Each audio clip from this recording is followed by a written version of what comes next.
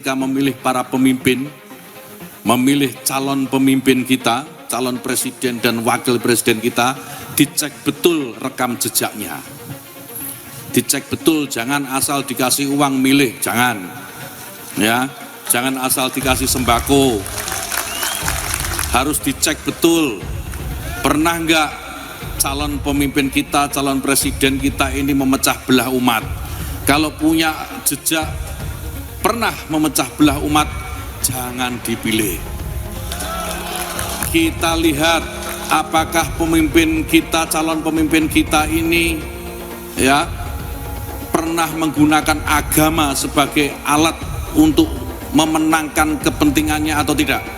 Kalau agama diperalat untuk merebut kekuasaan, jangan dipilih.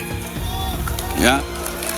Agama seharusnya melindungi kepentingan seluruh umat. Islam diajarkan sebagai sebuah agama rahmat. Jangan pilih capres yang memainkan politik identitas seperti di Pilgub lalu. Itu omongan buzzer. Pejabat publik apalagi setingkat menteri harus bijaksana dalam mengeluarkan statement. Kalau sebagai kader PKB, kami tentu sudah menyiapkan langkah-langkah pendisiplinan. Jadi, dan publik tentu juga akan memberikan penilaian juga. Menurut saya itu yang lebih penting. Jangan membuat publik ini berspekulasi dan bingung dan menggiring opini yang nggak perlu. Saya pikir itu. Apalagi dilakukan oleh seorang pejabat negara dan dia menjadi pembantu presiden. Presiden secara jelas mengatakan bahwa pemilu di 2024 harus betul-betul kondusif, menjaga persatuan, kesatuan. Dan ini tentu ketika pernyataan-pernyataan itu mengarah kepada satu pasangan, yaitu pasangan Mas Anies dan Gus Muhaimin, ini tentu sangat-sangat disayangkan, apalagi posisinya sebagai Menteri Agama. Kita berharap agama menjadi energi untuk transformasi dan perdamaian, bukan menjadi juga alat untuk seolah-olah dia justru mendistrikkan orang lain. Ini yang penting bagi kita. Seharusnya Menteri Agama lebih fokus untuk melakukan upaya pemberdayaan. Pertama, perbaikan institusi Kementerian Agama sendiri.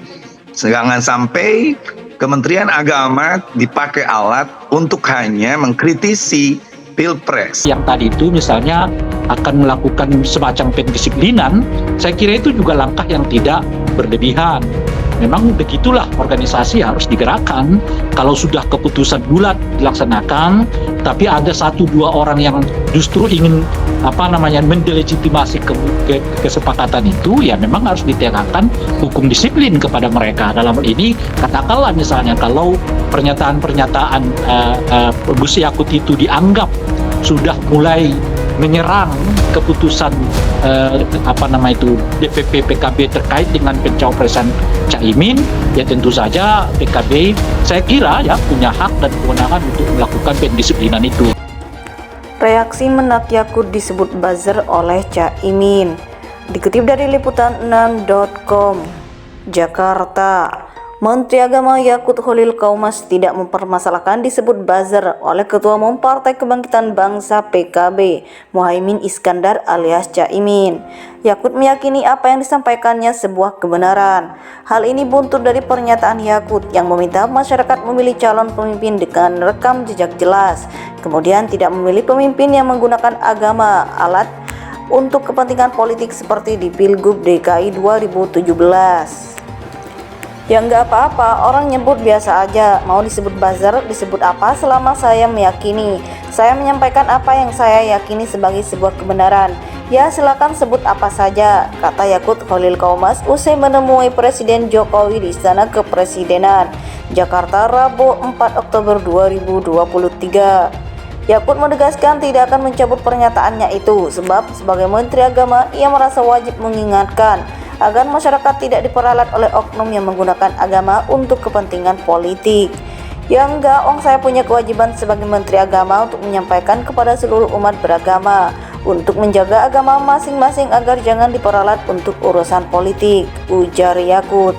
Menurut Yakut, masyarakat mesti memilih pemimpin di Pilpres 2024 dengan cerdas dan rasional. sebab hal ini menentukan nasib negara ke depan. Yaitu saya tidak akan mengubah pendapat saya karena publik ini harus memilih pemimpin dengan cara yang cerdas, dengan cara rasional, karena ini sangat menentukan nasib negara, jadi jangan asal, kata Yakut. Menteri Agama Yakut Khalil Qaumas membuat Partai Kebangkitan Bangsa PKB dan Caimin meradang. PKB tak terima Yakut meminta masyarakat memilih calon pemimpin yang punya rekam jejak jelas. Pernyataan itu disampaikan Yakut Khalil Qaumas saat menghadiri acara doa bersama Wahana Negara Rahaja di Hotel Alila Solo, Jawa Tengah, Jumat 29 September 2023. Jangan karena bicaranya enak, mulutnya manis, mukanya ganteng itu dipilih. Jangan asal begitu. Harus dilihat dulu track recordnya bagus, syukur mukanya ganteng, syukur bicaranya manis, itu dipilih, kata Yakut. Yakut meminta masyarakat tidak mempertaruhkan negeri ini pada orang-orang yang tak memiliki perhatian pada masyarakat. Dia mengatakan agama dan politik tidak dapat dipisahkan. Namun agama tidak boleh digunakan sebagai alat politik untuk memenuhi nafsu kekuasaan. Jangan gunakan agama untuk memenuhi keinginan merebut kekuasaan. Tidak boleh, karena berbeda pilihan kemudian yang beda itu dikafir-kafirkan. Kita masih ingat ada penggunaan agama secara tidak baik dalam politik beberapa waktu yang lalu. Waktu pemilihan Gubernur DKI Jakarta dan pemilihan Presiden, kata Yakut.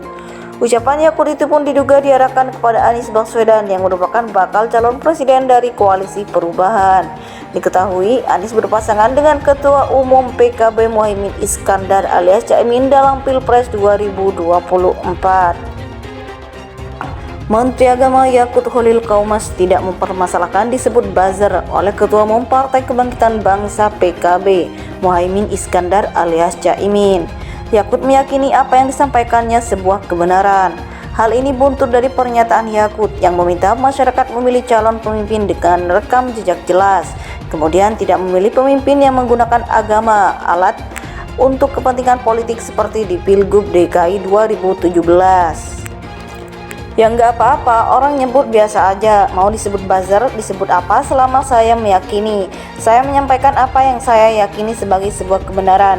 Ya silakan sebut apa saja, kata Yakut Khalil Qaumas usai menemui Presiden Jokowi di Istana Kepresidenan, Jakarta, Rabu 4 Oktober 2023. Yakut menegaskan tidak akan mencabut pernyataannya itu, sebab sebagai Menteri Agama ia merasa wajib mengingatkan agar masyarakat tidak diperalat oleh oknum yang menggunakan agama untuk kepentingan politik.